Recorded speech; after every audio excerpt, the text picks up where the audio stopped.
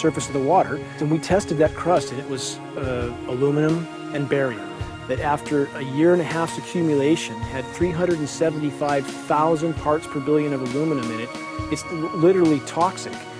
We can say conclusively that what we see in the sky matches expressly what's outlined in numerous patents, and the materials on the ground match those patents. This material was not there 5 years ago. It is a recent phenomena in the quantities it's in. It has escalated in some cases 50,000% in 5 years in the case of aluminum.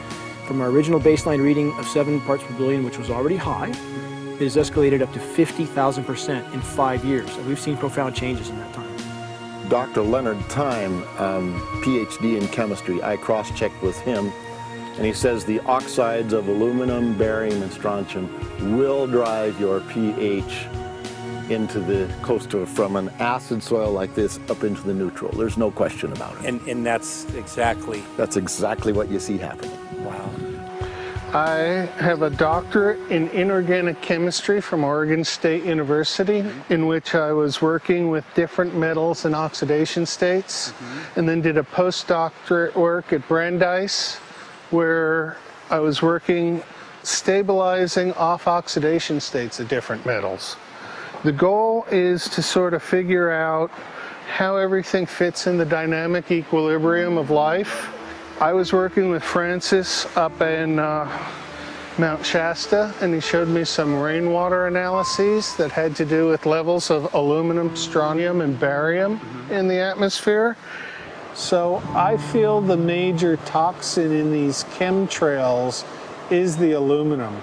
And from the levels we were looking in at Mount Shasta, this is totally, totally unacceptable. When you get to metals and biological systems, you're no longer talking about the bulk aluminum that people think about when they're drinking from soda pop cans and that. So once it gets to the aluminum oxide stage, it just forms a plaque within your arteries and shuts down life. When you take elements that normally aren't out in the environment and you start putting them in the environment, it raises some serious red flags. Aluminum is a very specific, nasty and biological systems. It takes that site and it never lets go, and it shuts down the site, and that's it. And so as you accumulate aluminum over time, it causes major neurological damage because it ends up as aluminum oxide that's essentially stuck in place and can't be flushed out by normal systems. At the core of everyone's condition, there's always some level of toxins. And aluminum is known to have cancer-causing effects. The half-life is decades.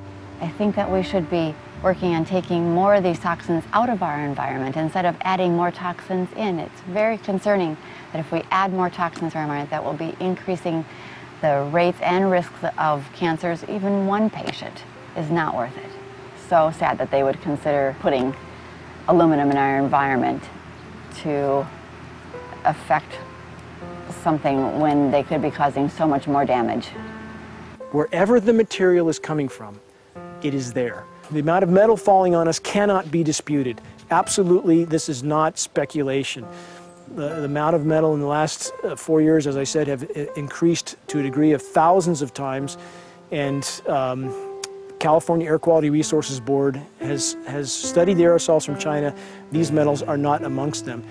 Mike, the reason I've chosen to focus so primarily on this issue is I feel all other issues are secondary. What could be a greater priority than not being able to walk out your door and take in a breath of air without sucking up heavy metals? If our land base is being poisoned, if our waters are being toxified, what will we have left to work with? Whatever we choose to focus our time and energy on, whatever our political beliefs, that this is a common ground for all of us. We must have air that we can breathe that's not full of toxic chemicals and metals.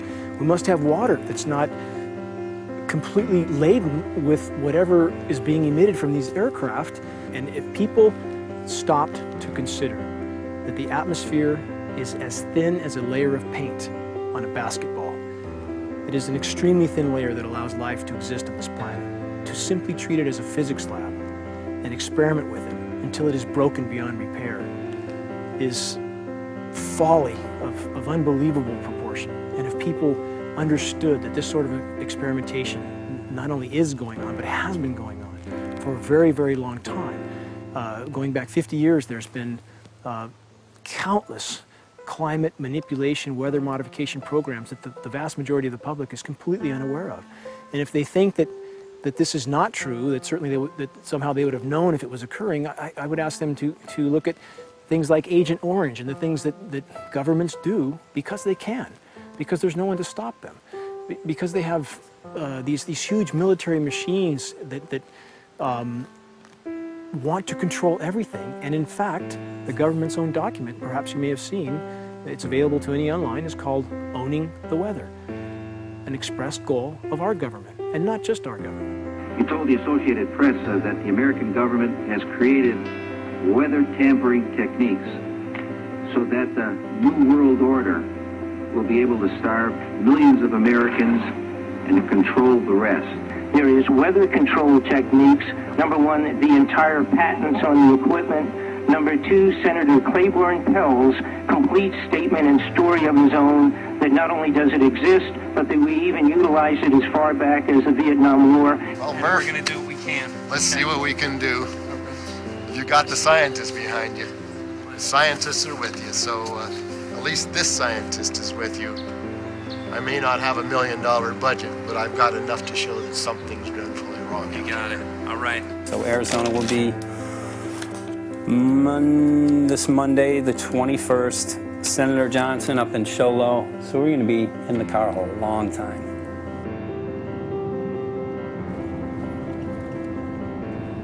Well, it is such a pleasure. This is such an excellent place back here, I'm telling you, Michael. But you know what? We love it. It's so private and it's so quiet and peaceful. And please come in. My name is Karen Johnson. I served in the Arizona State Legislature for 12 years. I was in the House for 8 of those years and in the Senate for 4 of those years. When you see a plane fly overhead, there's a trail that leaves the end of that plane, and it goes from one horizon all the way to the other as the plane flies across, and it begins to filter out and cover more and more of the sky in kind of ripples. It widens out and fills the whole sky. I mean, how could anybody think that that was the case? And then to live and to be underneath that and know that whatever is in that is falling down upon you and upon your animals and upon the earth. And I mean, it's frightening to me. And if people don't start really waking up and facing the fact that we've got people that are doing terrible things to us, and we had better wake up and fight back now. I mean, I'm the mom of 11 kids. I've got 35 grandkids. I mean, I've got a stake in this. I care about what is going to be left for my children. I care about it, and I'm extremely worried about what is going to be left to them.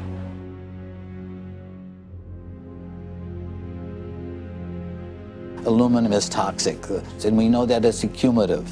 And we know that we're getting more. So we're absorbing it in the air, we're drinking it in our water, so we are accumulating more. So the thought of more aluminum being dispersed in our environment in the way that you mentioned is very frightening to us and very disturbing to us. Those of us who have done any research on this are really quite concerned that we are ill-informed about this issue, and mostly that it's being done. Aluminum is toxic. We know that it is. We can debate as to the amount of toxicity that is going to be disturbing the body, but as far as really accepting the fact that it's accumulative, it's synergistic, then we have to conclude that it's not a good idea to put it in our atmosphere, especially when we know we're getting increased amounts, and especially since we know that the scientific communities around the world are pointing a finger at the heavy metal toxicities, at the toxicities that we're absorbing in the day-to-day food that we eat and the air that we breathe. The concern is off the charts about why is this happening? Why is this being allowed to be sprayed continually all over the United States, all over the world? Who is paying for this? I mean, the incidence of Alzheimer's has just skyrocketed, which evidently has to do with an accumulation of aluminum in the brain cells. I mean, I think almost every family has been touched by a member as they get older having Alzheimer's. And it's a horrible disease. And to say that, well, this just came because people drank soda pop out of aluminum cans, you know, when my father passed away with Alzheimer's and he didn't ever drink soda pop, you know, that explanation doesn't ring true with me. And so I'm wondering, how much did this chemtrail spraying back in the Illinois area affect him? Aluminum and fine metal is an accelerant. A friend who's a firefighter up in Pine, Arizona for 20 or 30 years says that the wildfires now that they're fighting are way beyond anything they've seen before in intensity. And when you look at the air samples and you see the fine particles of aluminum, which is very flammable, and magnesium settling on the trees, this is causing unprecedented savage wildfire. But if you look at this, you can see these are parts per million. They sent this to me, and I just found this to be extremely interesting because we should have like 2 parts per million of aluminum in our air. And this is saying that there's 39,000 parts of aluminum. That's astronomical. Barium is high. I mean, these are way off the charts of what people should be breathing or what's coming down on them. And, you know, if people wonder why their health is deteriorating, why they're having to go to emergency rooms, why they can't breathe, you know, why they're getting Alzheimer's, this has been planned. We have elites, I don't know what you want to call them, one worlders, Illuminati, whatever you want to call them.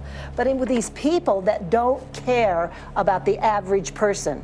They only care about themselves, their greed, their power, and if they eliminate, you know, 2/3, 3/4 of us from the planet, so much for the better for them, because then they don't have so many people to have to herd around and worry about.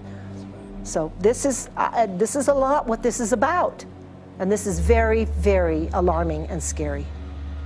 I mean, where is this stuff coming from, and why? Why is this kind of stuff being put out there? You know, I've heard different explanations about, oh, we need to cool the planet, all this and that. But if people are up there trying to cool the planet, why do they need all this kind of stuff in it?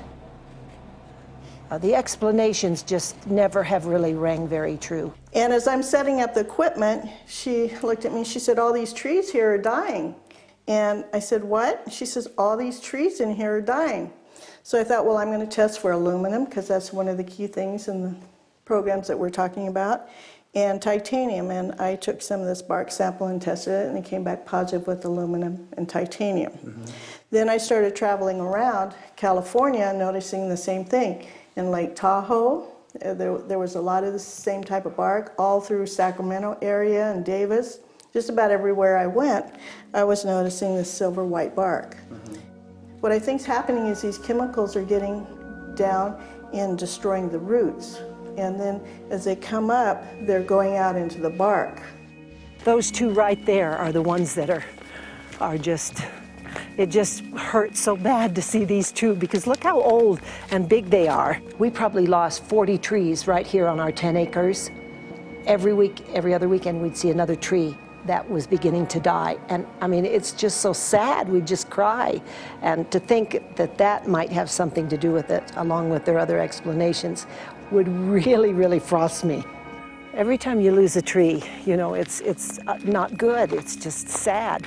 And there's another one over here in this little group of trees here. Don't you feel better when you stand up and fight than if you crawl down in a little hole and go to sleep? You know, I mean, my gosh, people, your families are out there, children are out there, your grandchildren. I mean, you've got to do something to help.